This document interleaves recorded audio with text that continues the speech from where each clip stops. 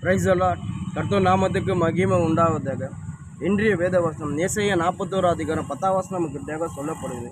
நீ பயப்படாதே, நான் உன்னோடு கூட இருக்கிறேன், திகழாதே, நான் உன் தேவன், நான் உன்னை பலப்படுத்தி உனக்கு சகாயம் பண்ணுவேன், என் நீதியின் வலது கரத்தினால் உன்னை தாங்குவேன். ஏசப்பா சொல்ல உன்னை பலப்படுத்துவேன்.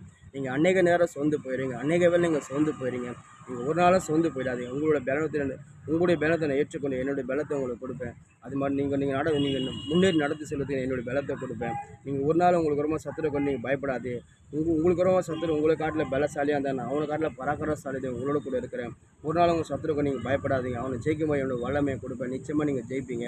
நான் உங்களை பலப்படுத்துவேன்னு சொல்லி கர்த்தருடைய வார்த்தை காலை வேலையை கடந்து வருது. இனி நம்மளோட வாய்க்கூட சரி, நம்ம சோர்ந்து போயிடும். நம்ம சோர்ந்து போயிடும். நினச்ச காரியம் நடக்காத போது நம்ம சோர்ந்து போயிடும். சின்ன காரியத்தை நம்ம சோர்ந்து போயிடும். கர்த்தர் ஒரு நாள் நம்ம கைவிடவே மாட்டார். நம்ம சோர்ந்து போன நேரத்தில் அவர் சத்தத்தை நம்மளுக்கு கொடுப்பார். நம்ம பேலத்தை நம்மளுக்கு கொடுப்பாரு. நம்ம உணவு நம்ம நம்பிக்கை விசுவாசமாக இருக்கணும். ஒரு நாளாக நம்ம சோர்ந்து போயிடக்கூடாது. நம்ம வாழ்க்கை என்ன நடந்தாலும் சரி, கர்த்தர் நம்மளை பலப்படுத்த சொல்லுங்க. ஆனால் நம்ம தொடர்ந்து முன்னேறி செல்லிலே இருக்கணும். நம்மளுக்கு ரொம்ப சத்துருங்க நம்ம ஒரு நாள் போயிடக்கூடாது. நம்ம சத்துரு நம்மளை காட்டில் பல சரியாக இருந்து ஐயோ இந்த சத்துரு என்னால் ஒன்றும் முடியல, என்னால் அவனை மேற்கொள்ள முடியல. நீங்கள் ஒரு நாளும் சோர்ந்து போயிடாதீங்க. உங்களுக்கு ரொம்ப சத்துரு உங்களை காட்டில் அவன் என்ன தான் பலசாலியாக இருந்தாலும் அவனை காட்டில் பராக்கிரமசாலி தேவன் நம்மளோட கூட இருக்கிற யுத்தத்தின் வல்லவர், அக்னி உள்ள தேவன். அவர் சத்துருக்களை சுற்றறித்தது, பாகால எரிச்ச தேவன், சர்வ வல்லமல் நம்மளோட கூட. ஒரு நாள் உங்களை ரொம்ப சத்துருக்கள் நீங்கள் பயப்படாதீங்க. அவன் என்ன தான் பலசாலியாக இருந்தாலும் சரி, கர்த்தர் உங்களை ஒருபோதும் கைவிட மாட்டார். கர்த்தர் கிதியோனை பார்த்து சொல்கிறாரு, கிதியோனை நீ இருக்கிற இந்த கொஞ்சம் பலத்தோடு போ, அனுப்புகிற நான் அல்லவான்னு சொல்கிறார். கிதியோன் இருக்கிற அந்த கொஞ்சம் பலத்தோடு போனான். கர்த்தர் சொன்ன அந்த வார்த்தை கீழ்ப்படிஞ்சு அந்த இருக்கிற பலத்தோடு போனான். சத்துருவை ஜெயிச்சான்.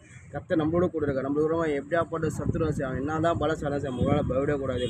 பராக்கிரமசாலி நம்மளோட கூட இருக்கிற தாவீது பார்த்தீங்கன்னா ஒரு பலவீனமாக பார்த்துக்கிறேன். கோலியாத்து பார்த்தீங்கன்னா ஒரு பலசாலி. எப்படி அவனால் தாவீது கோலியாத்து ஜெயிக்க முடியும்? கர்த்தர் தாவீதோட கொடுங்க. ஏன்னா அவர் நம்மளுக்கு ஒரு பலனை கொடுத்தாலும் அந்த பலன் பயங்கரமாக இருக்கும். இங்கே யாருமே எதுவுமே ஜெயிக்கவும் முடியாது. அப்படியாப்பட்ட பலன் வந்து நம்மளோட கூட இருக்காரு.